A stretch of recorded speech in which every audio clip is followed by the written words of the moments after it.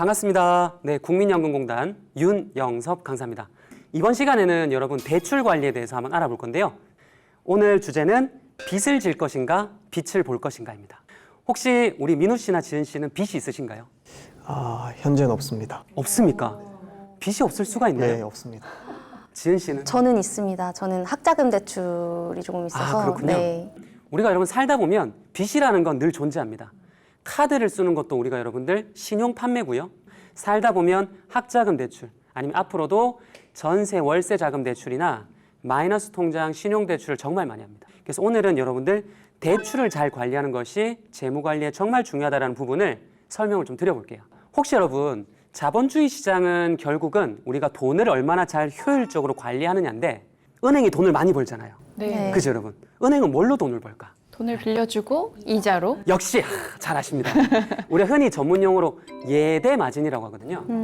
예금 금리와 대출 금리 사이에 마진율로 은행은 돈을 남기는데 이게 은행의 가장 큰 수익원이에요. 무슨 말이냐면 은행은 고객으로부터 돈을 저축받는 대신 예금 금리를 책정해 주죠. 낮습니다.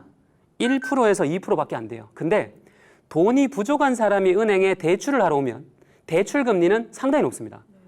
최저 3에서 10%죠. 그래서 이 차이를 가지고 돈을 버는데 우리가 은행이 아니라 내 개인의 삶을 놓고 본다면 똑같이 하시면 돼요. 어떻게 해야 될까? 대출을 최소화하시고, 그죠? 대출을 최소화해야 금리의 리스크를 최소화 줄일 수 있습니다. 그리고 저축을 하시면서 목돈을 만들면 이제 그걸로 투자를 하시면서 불려나가는 게 중요하거든요. 그래서 많은 분들이 아무래도 사회초년생이다 보니까 지금 당장 생계자금이나 아니면 주택자금으로 대출을 하는 경우가 정말 많습니다. 그런데 그게 커지면 커질수록 우리가 저축할 수 있는 비율은 줄어드니까 대출이 반드시 좋은 것도 아니고 나쁜 것도 아니다. 생각해보시면 좋을 것 같아요. 자, 그럼 여러분 제가 대출에 대해서 몇 가지 좀 설명을 드려보겠습니다. 여러분 혹시 여러분들은 대출이 사람마다 금리가 다르다는 걸 알고 계신가요? 네.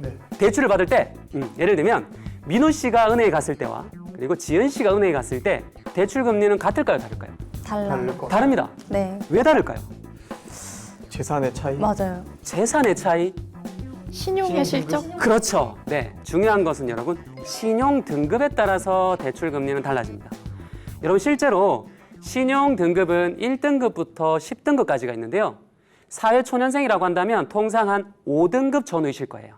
만약에 5등급이신 여러분들이 은행에 가서 대출을 한다면 금리는 은행에 가서 대출을 한다면 한 5% 전후가 될 거고요. 그리고 저축은행에 가느냐 아니면 우리가 실제로 대부업체에 가서 빌리냐에 따라서 신용 등급도 중요하고 대출 기관에 따라서도 금리가 다릅니다. 우리가 생각해야 될 건 사회초년생으로서 신용 등급 관리를 잘하는 것이 향후에 불필요한 대출을 할 때 금리를 최소화할 수 있다는 사실입니다. 그리고 여러분 자 보시면 실제로 제가 사이트를 하나 알려드릴 건데요. 금융감독원에 보면은 금융상품 한눈에라는 사이트가 있습니다. 뒤에도 다도 드리겠지만 신용 등급에 따라서 그리고 은행에 따라서 금리가 다 다른 게 눈에 보이실 거예요. 자, 그럼 두 번째 질문 드려볼게요. 여러분 혹시 자 대출을 하면 금융기관에서 대출의 상환 방법에 대해서 여쭤봅니다. 만기일시 상환이 있고 원리금 균등이 있고 원금 균등이 있는데 여러분들은 어떤 게 좋다고 생각하시나요? 잘 모르겠어요. 잘 모르죠. 당연히 모르죠. 그래서 보통 은행 직원이 추천해 주는 걸 합니다. 그게 뭐냐면 만기일시 상환이에요. 보통 은행은 이자로 먹고 살다 보니까 고객이 오면 가장 첫 번째로 추천하는 게 만기일시 상환입니다. 그런데 보시면 아시겠지만 세 가지의 대출 상환 방식 중에서 이자를 가장 많이 내야 되는 게 만기일시 상환입니다. 지금 당장은 원금 없이 이자만 갚아 나가다가 이제 만기가 되었을 때 원금과 이자를 한 번에 갚는 건데요. 이게 이자는 가장 많이 내야 됩니다. 그래서 우리가 조금 수수료라든지 아니면 이자를 적게 내고 싶으시다면 만기일시 상환보다는 원리금 균등 아니면 가장 이자를 적게 내는 건 원금 균등입니다. 아시겠죠, 여러분? 그래서 이 차이는 꼭 아시고 선택하시는 게 좋겠다라는 말씀을 제가 꼭 드리고 싶습니다. 본인의 상환 능력에 맞게 상환 방법을 선택하시되 가급적 이자를 생각하신다면 원금 균등이 유리하다는 말씀을 드리고요. 자, 그리고 여러분 만약에 대출이 있어요. 대출이 있는데 조금 돈이 남는다고 저축을 하는 것이 과연 가능할까? 가능은 합니다. 하지만 여러분, 대출이 있다라고 한다면 가장 먼저 대출을 빨리 갚는 것이 유리합니다. 왜냐? 예금금리보다는 대출금리가 상대적으로 항상 높기 때문에 어떻게든 대출을 빨리 갚는 것이 유리합니다. 그래서 대출을 매달 갚아 나가다가도 여유자금이 좀 생기거나 목돈이 생긴다면 중도 상환이라는 게 있어요. 중도 상환 방식을 이용해서라도 대출을 최대한 빨리 갚아 나가는 것이 유리하다는 말씀을 꼭 드리고 싶습니다. 자, 그럼 여러분 우리가 몇 가지 챙길 게 있습니다. 자, 뭐냐면요. 자, 여러분 개인이 대출이 만약에 뭐 지은 씨처럼 학자금 대출 하나만 있으면 다행이에요. 네. 그런데 대출이 여러 개가 있다. 만약 이거를 순차적으로 갚거나 무엇부터 갚아야 되냐라가 좀 헷갈릴 수가 있거든요.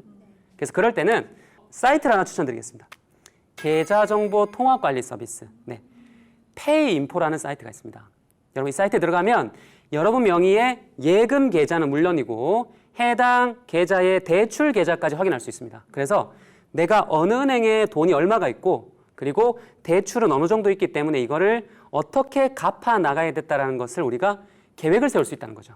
그래서 여러분 요즘은 워낙 전산이 발달돼 있다 보니까 이렇게 사이트들을 많이 활용하신다면 대출을 상환하는 데도 상당히 유리하다. 그런 말씀을 드리고 싶습니다. 자, 그리고 여러분 대출이 만약에 있다라고 한다면 대출을 갚는데도 순서가 있어요. 뭐냐면 자 봅시다. 대출은 우선 가장 기본적으로 대출 잔액이 적은 것부터 소액부터 갚아 나가는 것이 성취감을 높일 수 있습니다. 나도 빚을 갚을 수 있구나. 그죠? 자신감이 생겨요. 자신감 뿜뿜하죠. 그죠? 네, 그래서 대출은 소액부터 갚고 그다음에 금리가 높은 것부터 갚아야 우리가 이자가 적게 나겠죠. 네, 그리고 절대 하시면 안 되겠지만 연체는 하시면 안 돼요. 만약에 연체 중인 대출이 있다면 연체 중인 대출부터 갚는 것 한번 여러분들 고민해 보셔야 됩니다.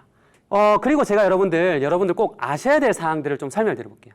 우리가 신용등급을 잘 관리해야 우리가 향후에 대출금리를 책정받을 때도 유리하다 말씀을 드렸는데요. 우리가 신용등급에 있어서 가장 중요한 사실은 뭐냐면 자 보세요. 대출금을 성실히 갚는 게 상당히 중요합니다.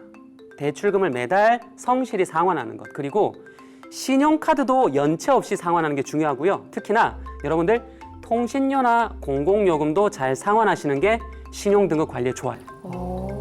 자, 그럼 여러분 질문은 여기예요. 여기까지는 잘 하세요. 신용등급에 있어서 우리가 놓치지 말아야 될, 실수하지 말아야 될 요인은 뭐가 있을까? 자, 제가 질문을 드려볼게요. 혹시 민우 씨, 네. 오늘이 카드 할부를 갚아야 되는 날입니다. 못 갚으면 내일 당장 신용등급에 문제가 생길까요? 안 생기지 않을까요? 혹시 며칠이 경과하면 신용등급에 문제가 생길까요? 15일. 15일? 네. 카드사가 그렇게 착하지 않아요. 카드사가 15일을 기다려주지 않습니다.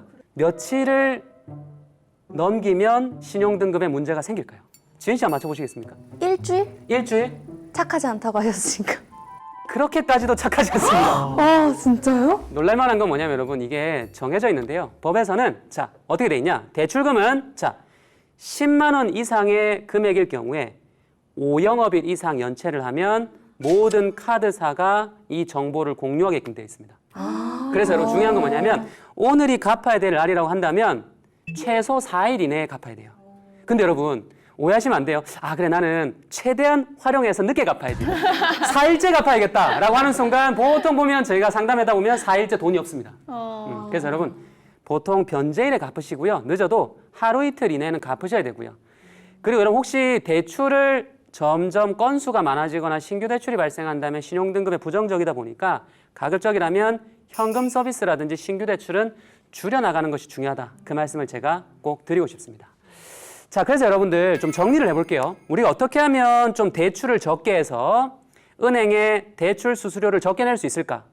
그래서 대출을 하는 대신 저축과 투자를 해서 나의 미래를 튼튼하게 할까? 자, 가장 중요한 것은 여러분 소비를 당해서도 안 되겠지만 불필요한 지출을 줄이는 겁니다. 불필요한 지출은 줄여나가시면서 사회초년생이라서 많은 유혹들이 있겠지만 그래도 우리는 꿋꿋이 나의 재무 목표를 향해서 달려나가야 됩니다. 그래서 여러분 말씀드렸지만 적어도 소득의 50% 이상은 저축을 할 수 있게끔 지출 관리가 중요하다라는 거고요. 그리고 두 번째는 여러분 비상금이 중요합니다. 비상금을 좀 있어야 우리가 급전이 필요할 때 현금 서비스라든지 아니면 신용대출 같은 것들을 줄일 수 있겠죠. 그리고 여러분 가급적이면 신용카드는 전월 실적까지만 쓰시는 걸 추천을 드리고요. 체크카드를 쓰는 것이 좋고 특히나 여러분들 휴대폰 요금이나 아니면 공공요금 잘 납부하시는 것이 신용등급에 좋습니다.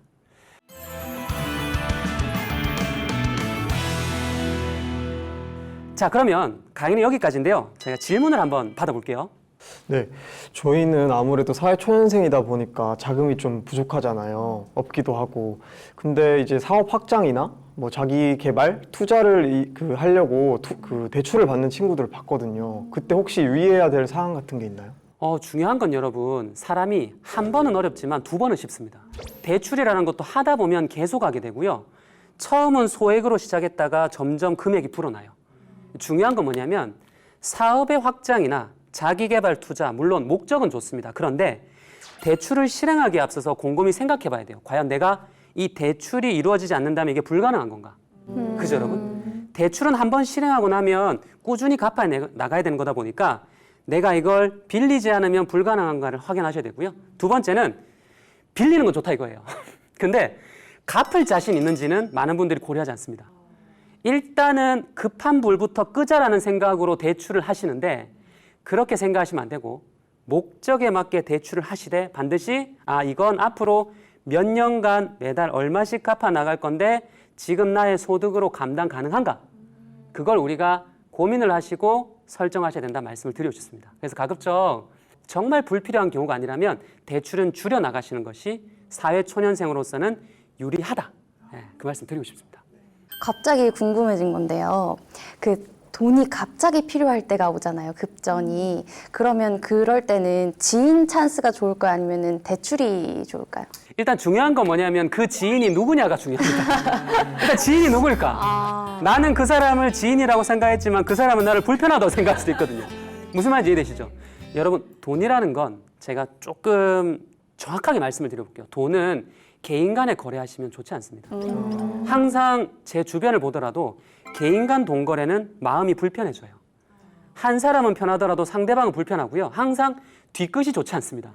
만약에 여러분 지금 지인이라고 했을 때 가족이라고 한다면 가능할 것 같아요. 만약에 부모님이나 솔직히 형제 관계는 좀 추천드리지 않습니다. 만약에 지인이나 가족이라 하더라도 소액으로 그리고 짧은 기간 내에 빌려서 갚는 게 좋고요. 만약 여러분들이 대출이 필요하시다. 그런데 그게 금액이 좀 크고 단기간 이내에 갚기 힘들다고 하신다면 여러분 나와 내 주변 사람들을 함께 고려하셔야 돼요. 지인 찬스 쓰시면 안 됩니다. 금융기관에 가셔서 한 군데만 가지 마시고 두 군데, 세 군데 금융기관 가셔가지고 비교하셔서 금리가 좀 싼 곳 정하셔서 목적에 맞게 빌리시는 게 중요할 것 같습니다. 세 번째 강의 대출 관리도 여기까지였고요. 저희는 다음 네 번째 강의에 찾아뵙겠습니다. 감사합니다. 감사합니다.